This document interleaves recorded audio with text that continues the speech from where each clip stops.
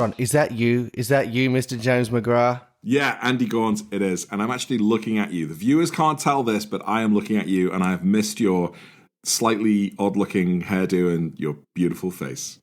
What's funny you talk hairdos, because that's the first thing I noticed with you, and I noticed it on your most recent video. You've had a haircut. You're back to Tintin.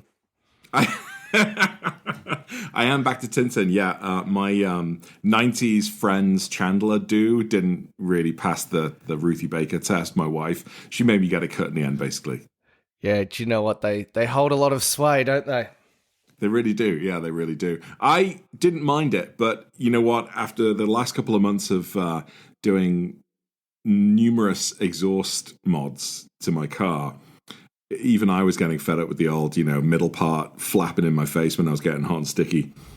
Yeah, it looked like you were trying to do Stefan Edberg, but it was really giving just hibernating through winter energy. Yeah, that's pretty much it. Well, we're back. Curb Canyon, baby. 2025. Isn't it good? It's so good. And do you know what? So James and I were talking to each other prior to this, and we know we get out of practice when we don't record. So we're going to try today. And you good? You're just drinking a coffee? What is that? It's a coffee. It's a coffee in a Yeti mug. Okay, no, fair enough. I was just about to say we're going to try today to be professional. Dude, it's Friday afternoon. It's been a long week. I need a good slap in the face with a coffee. And on that bombshell. Welcome to Curb Canyon. Yeah!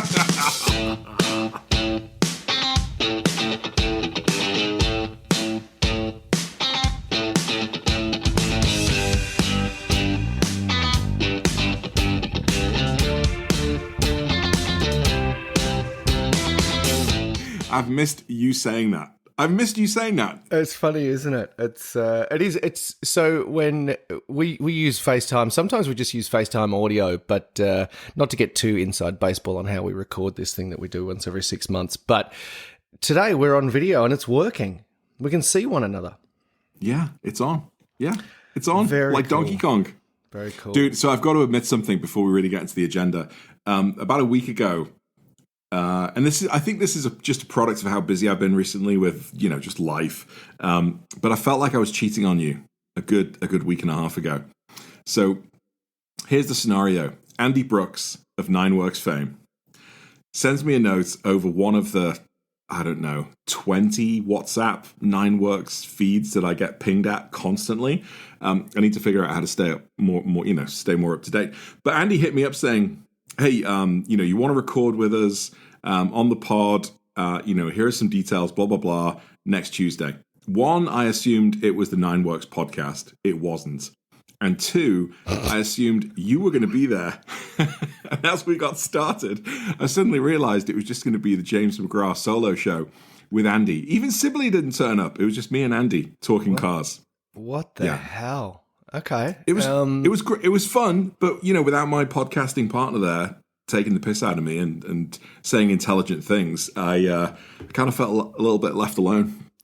I feel a bit like Zelensky right now. I feel like you've come at me in public, so I can't really respond in the way that I want to.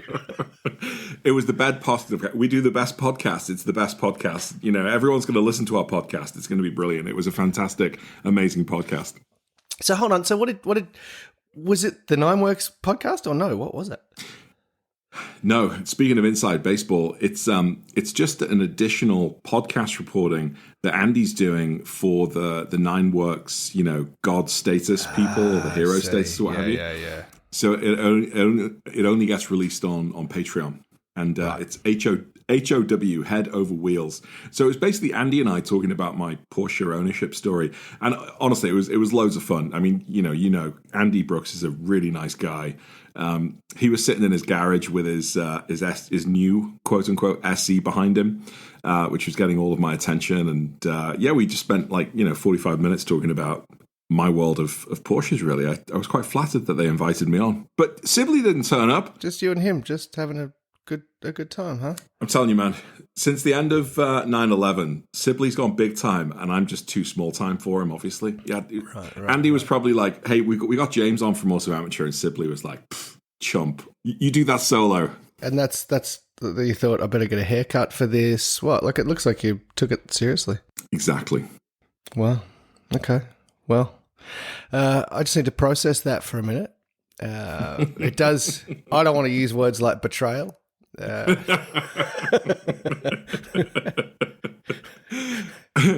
the good that has come from it, Andy, is that just a week later, here we are getting Curb and Canyon started for 2025. Okay, so I'm impressed with that coffee. I mean, here's my classic Melbourne latte, but it looks comparatively. It's not the usual bucket size that you go for. Well, you haven't seen my drink. Minnesota Brown.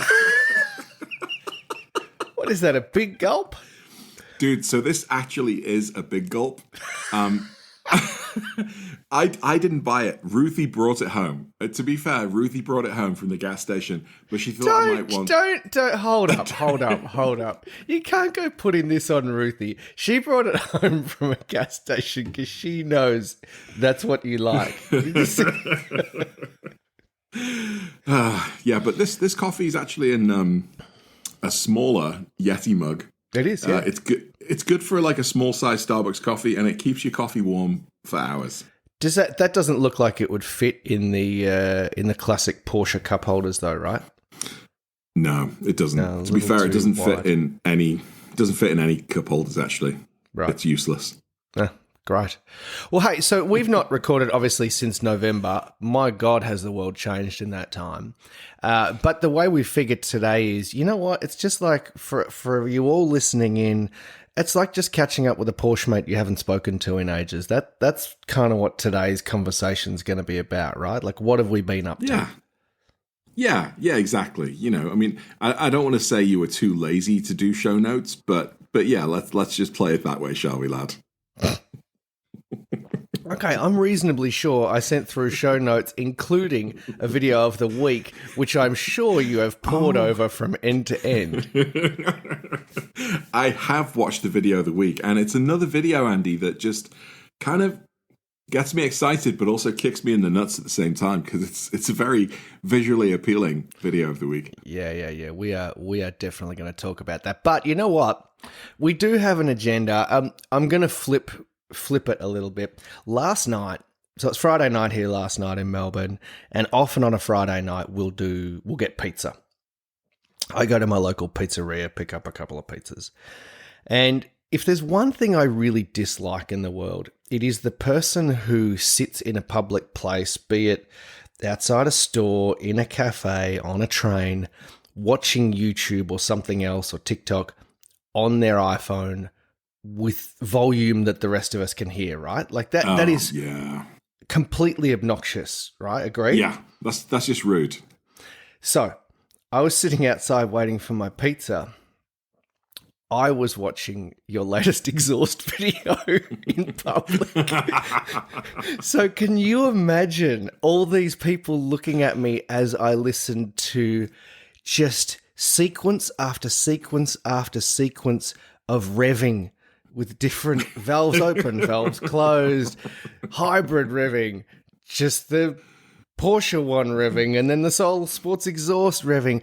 People were looking at me just ready to absolutely strangle me. But are we at the end of the pipe videos? And do we have a conclusion? You must be so sick of whipping on and off exhausts, man.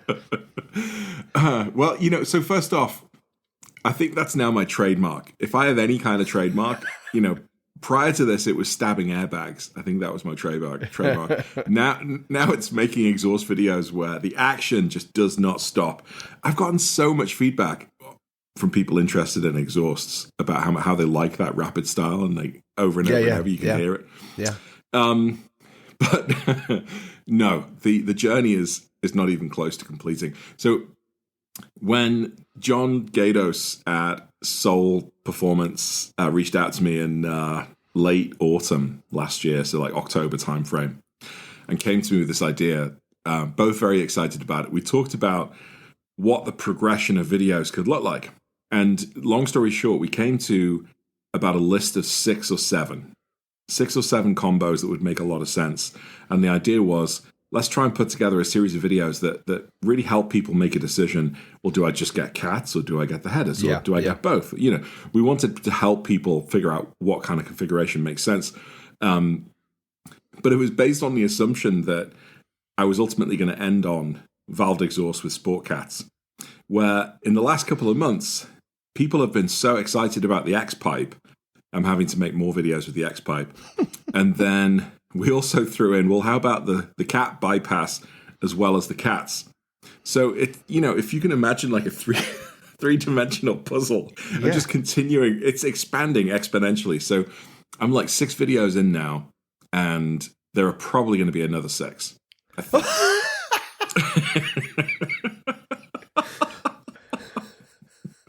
Because also with every combination, like take the cats. We want to hear what the sport cats sound like against the cat bypass.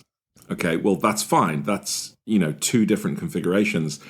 But you also want to hear what it sounds like with the stock muffler and the stock headers, and you also want to hear what it's like with the valved exhaust and with the X-Pipe. So actually, comparing those 2 pipes means, if I was to do it properly, 12 videos.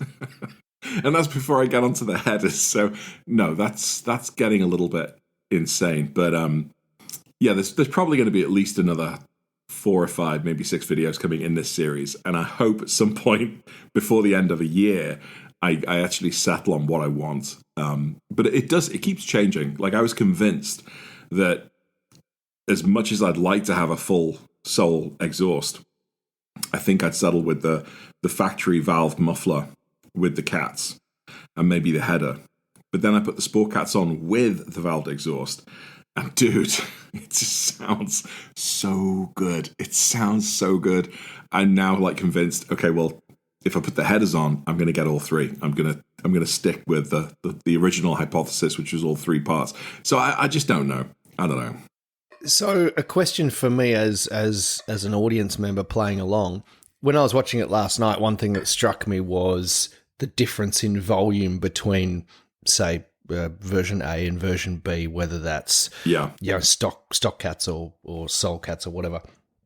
Is that purely a function of that's an actual representation of the volume difference, or is some of that based on what mic you used on the day or how you've mixed it in post-production, or do you think that's a somewhat accurate reflection of the volume difference? I know for sure it's not perfect. Because I'm involved. I'm not trying to pick apart your video production. Oh, no. It's a really good question, because every time I go to the edit, there are a few things that I'm changing. Like, so I'm filming it in the same location, and typically on days when the wind speed is below 4 miles an hour. Right. So the days when it's super windy, I won't go out. So the wind speed has to be below 4 or 5 miles an hour. I'm using the same mic. I'm using the same camera. I've got like little Sharpie marks, on the volume, so I know exactly how my mic should be set up. I have noticed that I have been recording slightly further away or closer or to the left, so I'm not recording at the exact same distance to the car, but it's all within like a meter. It's reasonably good science. Yeah. So I'm trying to factor all those things in. And then when I go to the edit, I'm making sure that the volume doesn't go up and down too much. So I am manipulating the volume a little bit to make sure that it doesn't go over a certain decibel level. But I think it is a pretty accurate representation of what the car is actually putting out. And just thinking back to the butt dyno test where I'm actually driving them, I think the only thing that hasn't really come through properly on the videos is that with the X-Pipe, it is noticeably louder in the cabin. Right. Like, you're driving around and you're thinking, I've got the X-Pipe on and I can't shut it off. Yeah, right. But it's not so loud that it's annoying. But if there's something that stands out from the crowd, it's definitely the X-Pipe, right? Especially when you got the cats. Okay. And has there been, with any of the combinations so far, any kind of drone? The only thing that came close to a drone was just the straight up X-Pipe on the factory cats and the headers. And actually, if you look at the the valved X pipe next to the regular X pipe, it's not just the case of there being valves and not. The design of the X pipe is slightly different, and they've tried to create these special resonance tubes that cancel out any drone. Yep. And I think they're working, but I don't notice that. I mean, if on a scale of 1 to 10, your average exhaust might drone a 1 or a 2. Even with the valved exhaust, it's a 2. The X pipe's probably like a 3.5. So Gotcha. it's not unbearable, but it is noticeable. But I don't know how else they would remove that, frankly. It's I'm hearing from people who own 991 second gen 991s, and it's such a great series that you're doing, because I think the quite significant difference that exists between that first gen 991, the NA car, and the second car in terms of second gen car, I should say, in terms of exhaust volume, it's not insignificant. And you know, having driven first gen 991s and knowing that even with the stock Porsche Sports exhaust, when you get on it, the exhaust sounds great. Yeah. Not necessarily the loudest, but enough volume there. Versus, I had a drive in my friend's. I've driven two second gen 991s now, a GTS and a Carrera T, both just spectacularly good cars, but both cars where I really felt like the exhaust was significantly more quiet, to the point where it just didn't feel like you didn't have that, you know, you think about the sensors that get involved and come into play when you're driving through the twisties and when you're on it, and how they all combine to create an overall experience. And, you know, so often you do things like you will shift, not based on watching the tack, but actually from hearing the exhaust and knowing, there we are, I'm basically at redline. And to have that removed, which I felt in both second gen 991s that I've driven with sports exhaust, that I just didn't have enough exhaust volume. And I know the owners of these cars sort of have the same challenges. So it's great that you've undertaken what you have in such a methodical way, where you really do get that side-by-side comparison, in as much as it's possible to do that on a video. Well, thanks, man. That means a lot, because like you say, it has been a lot of work. And this is where I've got to give a massive shout out to my friend Chris, Carbon Fiber Chris on Instagram with his GT3 Touring. That guy has shown up for me pretty much every time we've done it. And he knows that the work involved is more than what a typical shot would do, because for a lot of these parts, you don't really need to remove the bumper. You don't really need to remove, you know, the rear bumper frame. But for the sake of getting it on video and making sure that if you're following along and doing DIY, you get all the views. Yeah, we've taken the bumper off every single time. So I've started actually taking the bumper off before he arrives, knowing, this dude's like taken my bumper off 6 times now. He doesn't want to do it again. Are you at the point, though? I noticed on the video, the most recent one, where I think you made the point that, hey, you know what? If you've been watching along with this series, you've got the DIY component covered now in previous videos, so you don't need to keep demonstrating that. Are you at that point, at least, where you can just whip through that component? Yeah, well, almost. I'll do a DIY video on how to take off and put on the headers, which I haven't done yet. And then I'll probably also do at least a mini DIY segment on the cat bypasses, because you've got to figure out what to do with the O2 sensors. And I haven't quite figured out what I am going to do with the O2 sensors yet. Like, am I going to duct tape them to the side of the frame, or actually unclip them and take them out? You know, that sort of thing. But yeah, hopefully after maybe one more video, I'll be at the point where the videos going forward will just be a straight up comparison. And actually, I'm going to try and fit maybe 2 or 3 or 4 different configurations into a single video, as opposed to spreading it out over 4. No wonder your hair got long. It sounds like you've just been living in the garage like some kind of hermit for the last 6 months. Yeah, you know, work's been full on. And actually, I think what's really helped actually is that for whatever reason, my kids have sort of got to the age where the boys can come in and go out, and they just want to see and say hello. Yeah. And my daughter's now 3. For one video, there are, in fact, actually, I can't remember which one it was, but there were several shots where if you look in the lower left corner, you can just about see her sitting on the floor of the garage laying out her Barbie dolls. Isn't that great? Yeah, so I'm doing all of this filming and talking to the camera, and I turn around, and there she is talking to Barbie. You know, Barbie again. But it's cool because it allows me to, you know, get on with a lot of work without having to stop constantly. Yeah, that's brilliant. That's brilliant. Lots, and actually, I don't like to toot my own trumpet, but I've got something special to celebrate today. I just hit 20K subscribers on YouTube. Ah, congrats! That's awesome. That is awesome. I didn't think I'd get there. Honestly, I got to 5, I got to 10, and then it's been a little crawl basically from 10 upwards. But in the last 3 or 4 months, I've gone from 15 to 20, which is phenomenal. That's more growth than I've had in 3-4 years. Yeah, YouTube loves regular content, doesn't it? I'll have a big gulp sip, you know, for that. Cheers. Yeah, 100%. We need. If I'd known, I would have had the 2 blow up balloon numbers behind me. I could have had 20K behind me. That's awesome, though, man. Well done. Congrats. Well deserved. Thank you. Yeah, thanks a lot. So, speaking of achievements, I'm looking at you wearing your very nice Alpine Range Rally t-shirt. Yeah. I like it. Yeah, well, this one, so this is from number 8. And we had, when I did this one, you and I had just interviewed Darren Pfister on the pod. Yeah. And he'd sent us both a Deutsche Spritz Tour t-shirt very, very kindly. Yeah. I love that t-shirt. And so I reached out to the artist he used and created this. And you know, it's the first Alpine Range Rally t-shirt I've done where I thought, you know what, fuck it, I'm putting a 964 on this one. Yeah, good lad. But we did just have we had Alpine Range Rally 10 in November, which I can't believe we've done 10 of these events. And it was the longest one we've done. We actually did it over 4 days rather than 3. Yeah. Drove some entirely new roads. One of the things we do on the rallies is they're typically just in Victoria, so we stay in one state.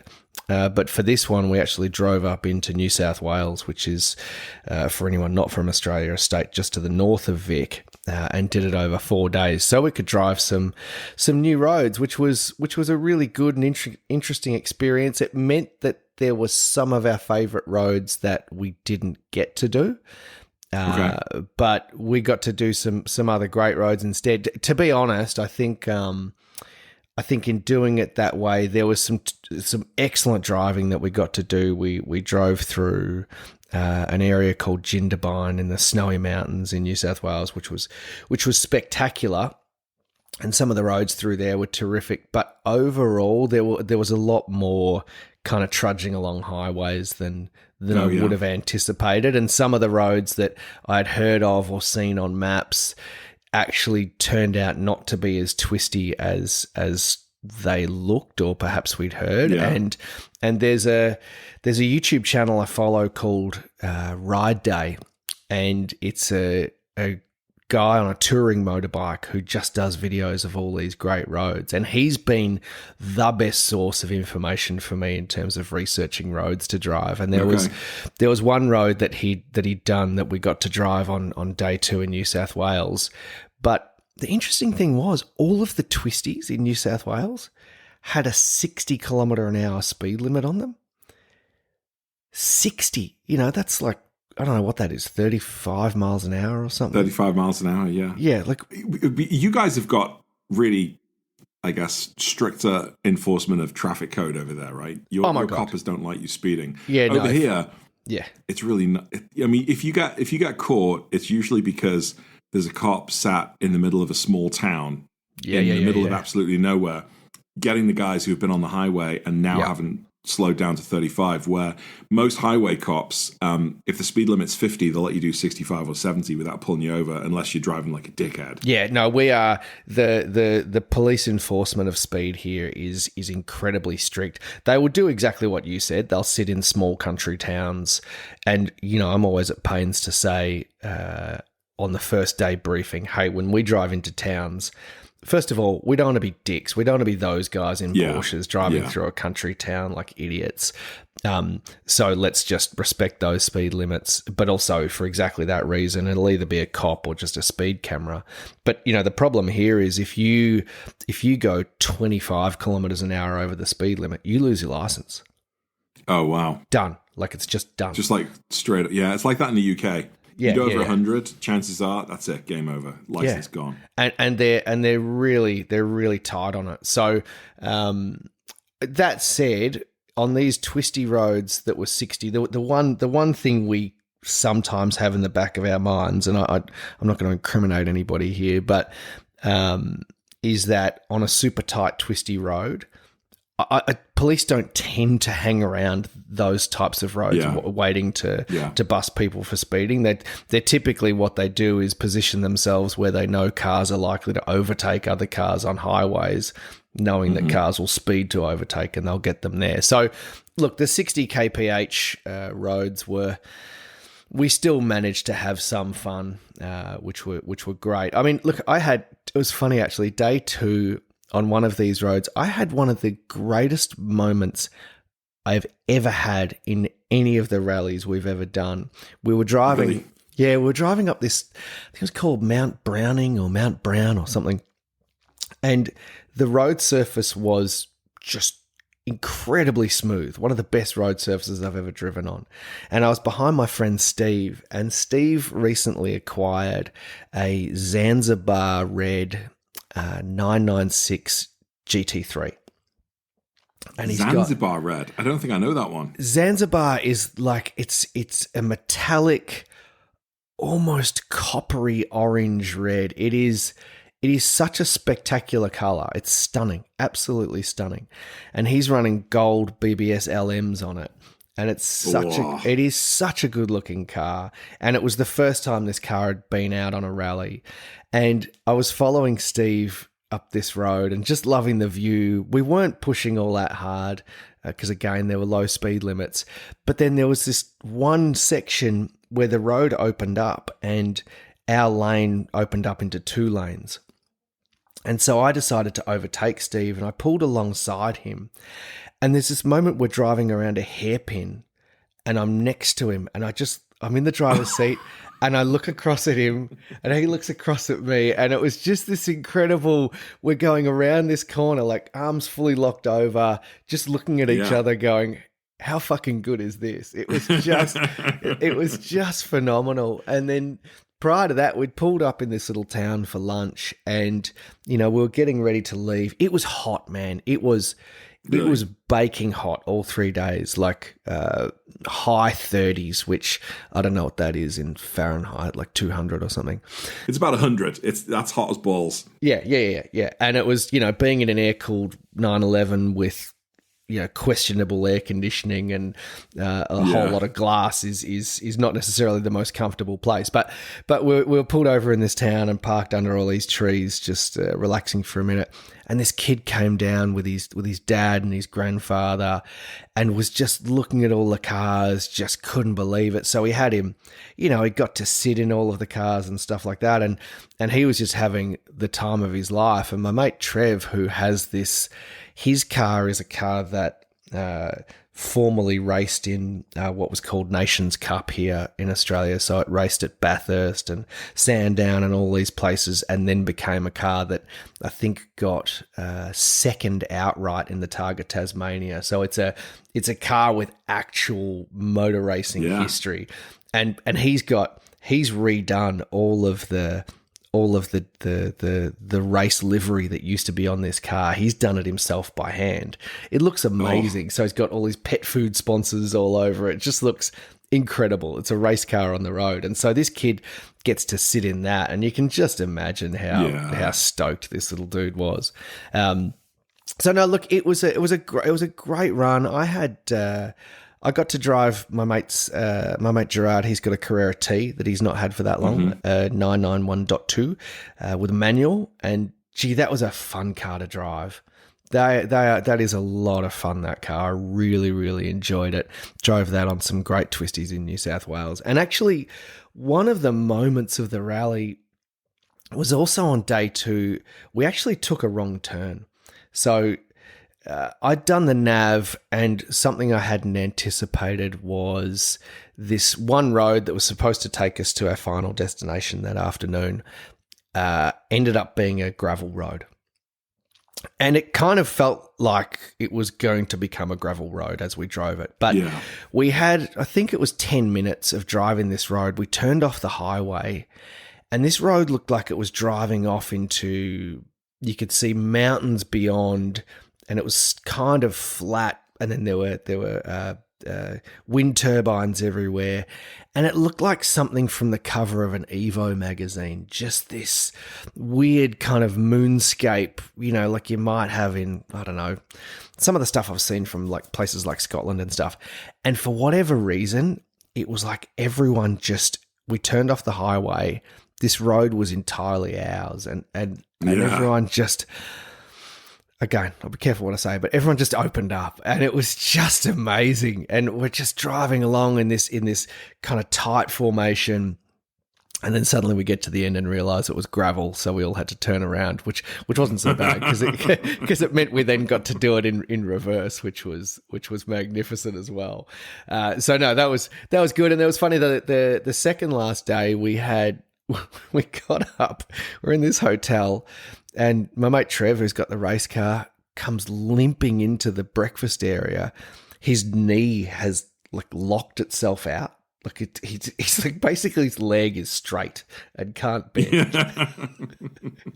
So we're trying to work out, okay, well, that's not going to work with a clutch. So we're trying to work out, okay, who's got an automatic car? Could he potentially swap with someone?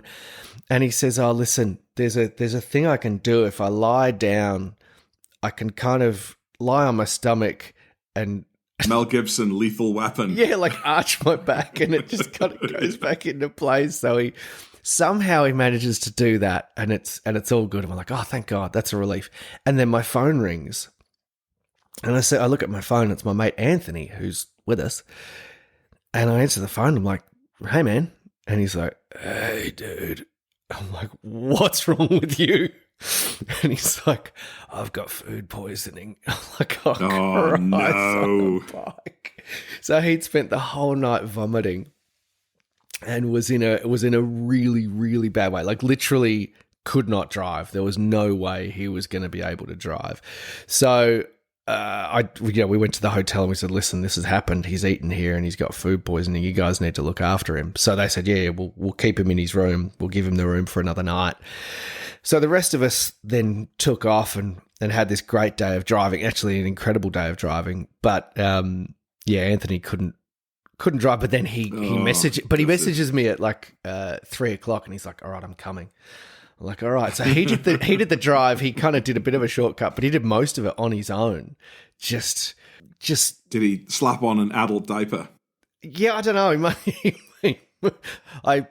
It may surprise you to learn I didn't ask. That would have been the first thing I asked. Yeah, of course. But anyway, so he made it, which was great. I had one mechanical issue on the trip with Little Green. Yeah, it was a bit of a weird one. On the first day, there's this great road that we do, but it's sort of an out and back, and driving that road on the way back, it's not even a pothole.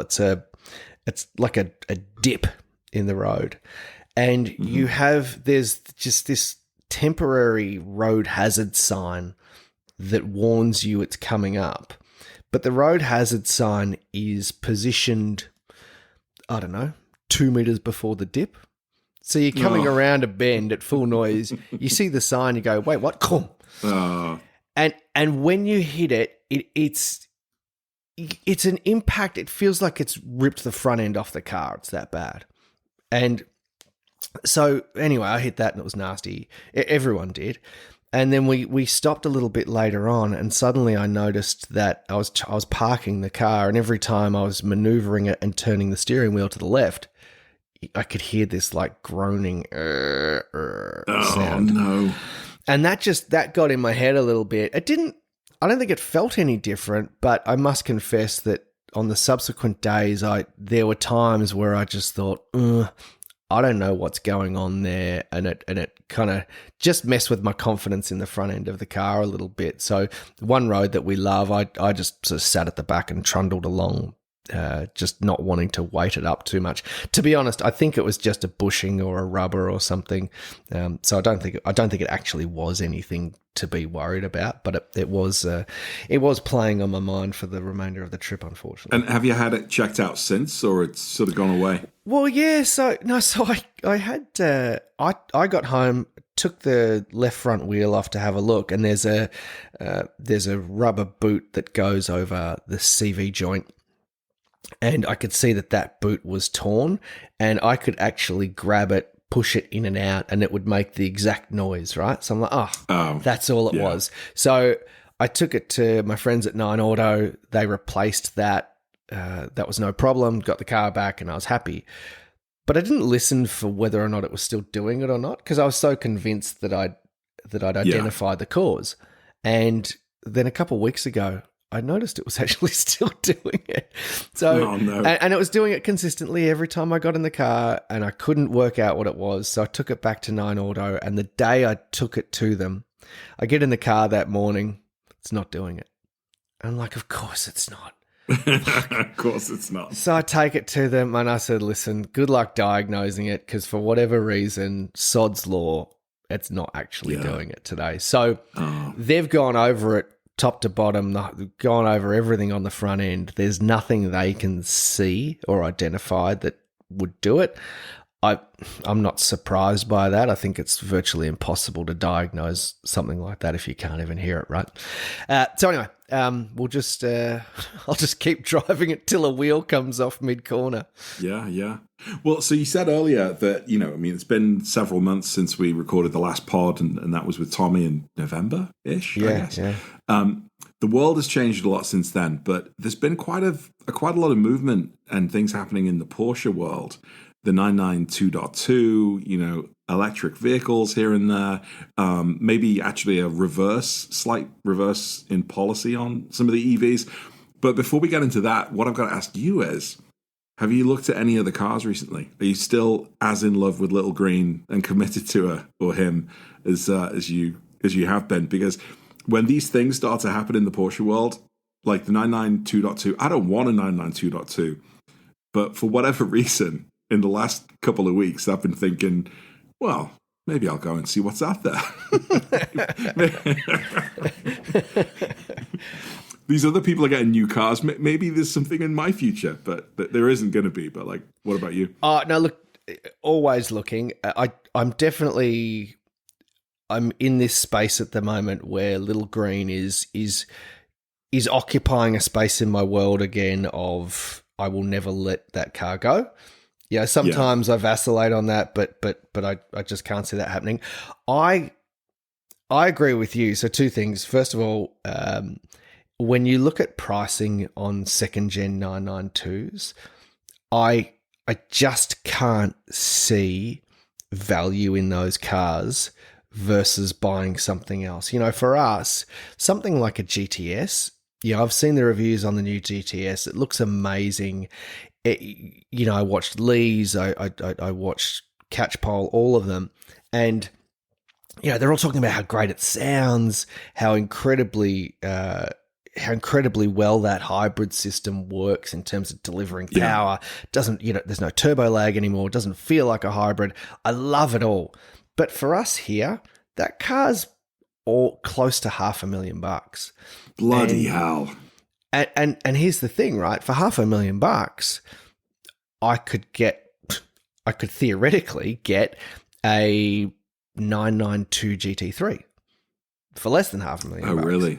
And I recently had, and the reason I bring that up is I recently had a ride in a first gen 992 GT3 Touring Australian 70th anniversary special edition, which is a special edition car that really just has a slightly different color, I think, and some badges on it.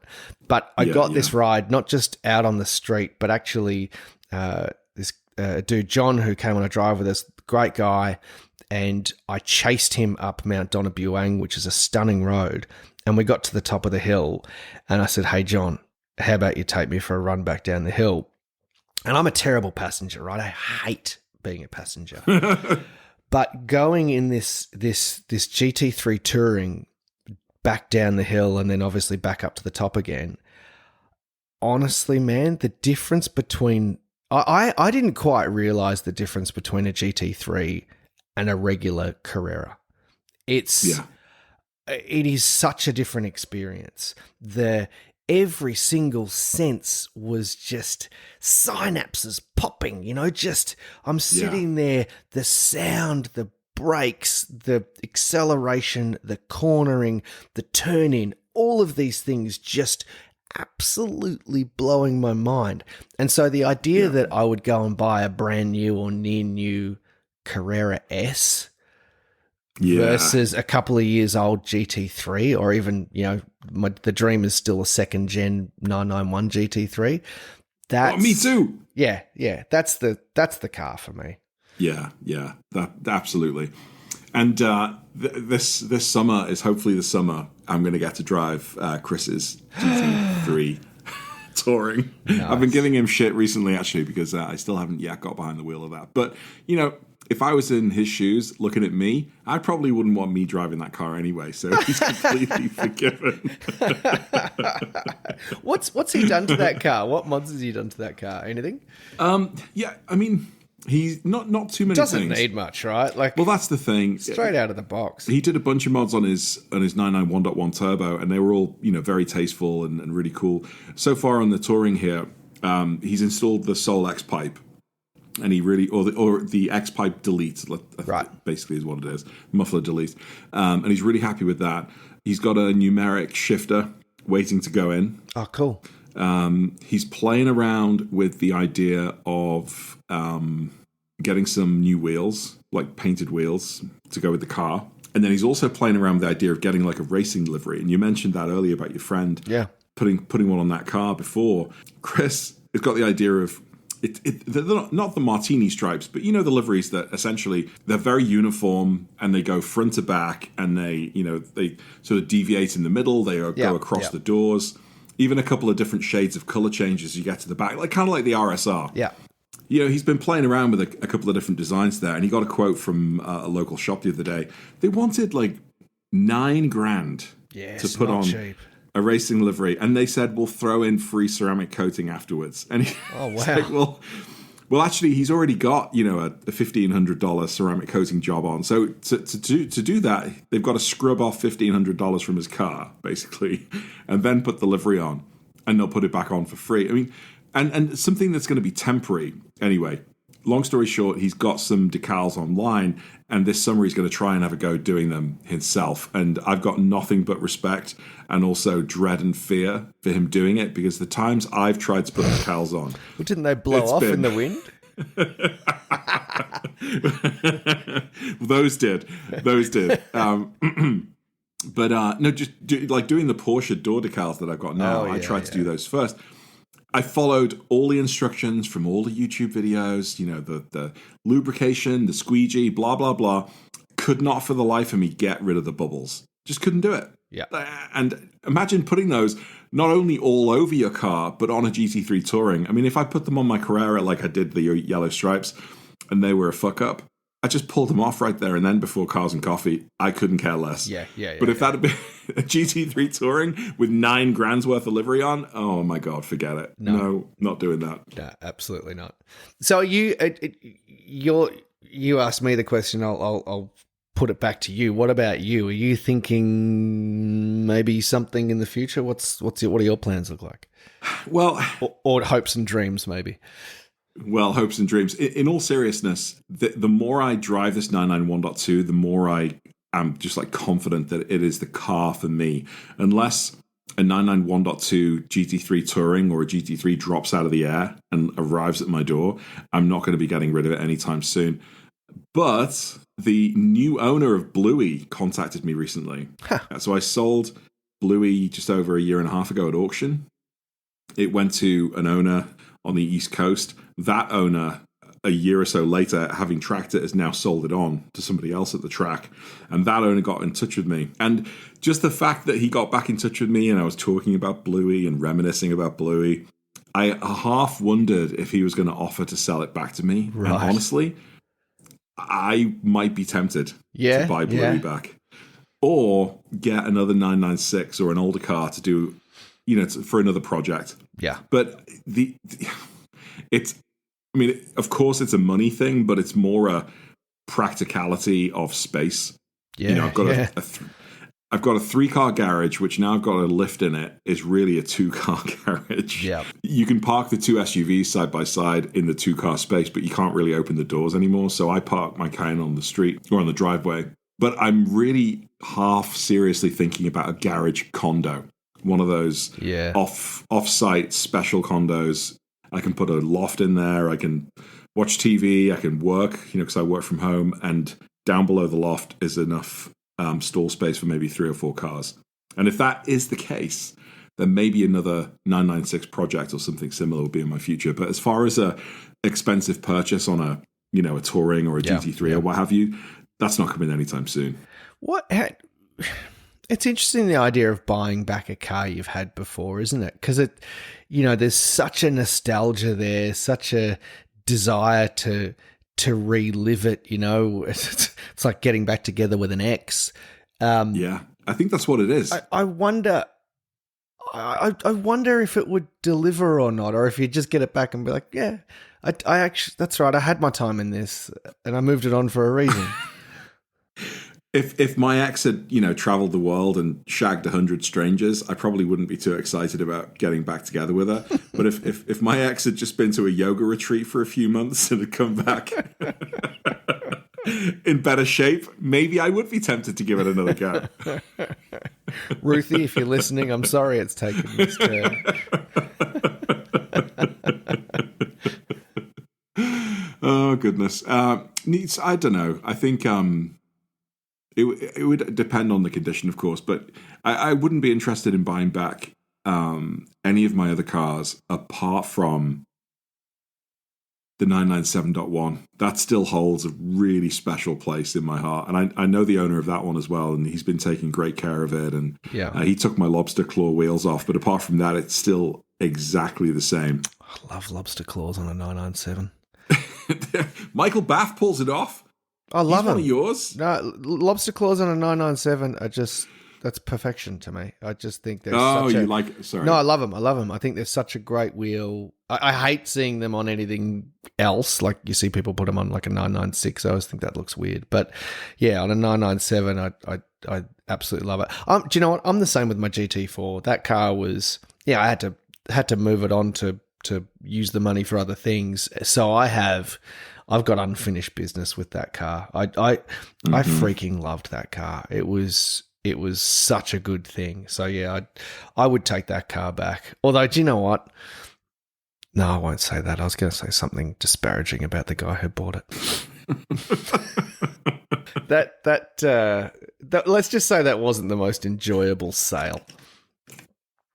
I mean, you're right with your big Excuse gulp me there. while I take a sip from my big gulp. Do we want to take a break? Do you need to go to the bathroom? Anything else you need to get done? After that big boy, I might need to go for a slash in a few minutes. I'll be honest with you. Hey, so listen, when I sent you the show notes, which you suggested I didn't, I was really worried that the agenda was a bit scant, but thankfully we've managed to fill some time. I do want to get on to video of the week, though. Yeah, let's do it. So there's a dude named Stefan Merkel who's launched this channel, Soul Drives. I don't think it's been running that long on YouTube. I've never come across it before, to be honest. So I've seen his videos for the last probably 6 months, and it looks to me there's I'd say reasonably clear influence from people such as Cars with Luke, but. Yeah, I love his style. He really benefits, obviously, as Luke does, and other content creators do who are based in Europe. He really benefits from the scenery. Most of his videos are filmed in the Black Forest in Germany. I mean, fuck, even the name, the Black Forest. Come on, I was going to say. I mean, we've said this before. The setting makes such a difference for these videos. Yeah. I'm kind of tempted to actually recreate the first 30 seconds or a minute of that video driving around the frozen tundra of Minneapolis with all the same shots and just see which one is more visually appealing. Because I can drive around a corner. I can drive in a straight line and capture the audio on the, but with the trees and the moss and the atmosphere, that's completely different. Yeah, it's not taken away from the video or the car. No. God, no, I agree. And the scenery is yes a stunning backdrop, but his cinematography, his choice of composition, etc. I'm really a big fan of. I also really like his style. It's like he drives along in the car with the camera on, and occasionally remembers that he needs to talk to you. It's like you're just sitting in there as a passenger. And what I think he has done really well in this video. So the video is him driving a 992 GT3 PDK through the Black Forest on a reasonably wet, misty day. It's so nice. That looks so nice. Good. And he's done a really great job in the back end of the video where it's just basically in-car footage of him driving. He does a great job of capturing the sound, but also the sense of speed that you feel. He doesn't look like he's driving in an irresponsible way. He's blurred out the speedo in some of the footage, so obviously he may or may not be fracturing a speed law or two, but he doesn't look like he's driving. He's not being an idiot, right? He's just on a spirited drive. Yeah. But you really get a sense of it. You get it. That's, to me, I was watching it thinking, yeah, that's kind of what it feels like to me when I drive in the twisties. It feels like I'm pushing on. Yeah, definitely. And, watching it again here as we talk, he's definitely ripping poor old Luke off. I mean, it's basically... Yeah, there's influence there. There's influence there. There's a shot of him with a gorgeous car in a gorgeous forest, and the footage is of him walking around the car taking photos with a giant DSLR. I mean, the only thing that couldn't be more Cars with Luke is if there was an espresso store in the background handing out coffee. Hey, you know what? We all wear our influences on our sleeve somewhat, right? Yeah, that's true. It's funny. There's another content creator I've seen in out of Switzerland actually who's driving things like the Susten Pass and in second gen 991 GT3s, and a lot of his footage is very reminiscent of Cars with Luke. But you know what? It's a good format and it works. But I actually like Stefan. I've watched a bunch of his videos now. Like I say, I really like his way of speaking. I like the way he talks about what he's doing. He doesn't. I like people who content creators who don't try and make themselves look like heroes. He's recently just dropped a video with a 996 turbo, and he talks about driving it and how it lets him practice heel and toe. And he's like, there's one corner he comes into, he's like, oh yeah, that was actually a good one. He kind of acknowledges that he's not the greatest. Yeah. He's not Chris Harris. And he's okay with it. I like that. I like his style. Yeah. Well, I mean, in all seriousness, there is nothing that I can say that should really detract from this video because it's excellent. Yeah. It's a really good video. So yeah, I haven't come across him before, and I've just hit the old subscribe button. So I'm looking forward to getting more content from him in my inbox. Yeah, and we will put a link to this video on our Instagram if you remember where that is. It's Curb and Canyon. You remember that podcast? It was getting quite a lot of hype last year. It was. Said the person making all the hype. Ah, dear. Well, my friend, this has been good. Yes, definitely. I'm looking forward to 2025. I've got a plan. I've got all sorts of plans. I'm excited. Are you excited for the year ahead? Do you know what? I am really, really excited. I got another rally coming up soon. I got hopefully some big moves going on this year. This could be a big year for me. All right, my man. All right. Well, thank you everybody for checking in. This has been Curb and Canyon. I've been James at Auto Amateur, and Andy has been Andy of Last Rasp. Yeah, I still am. And we'll see you on the next one, team. Cheers, guys. Bye.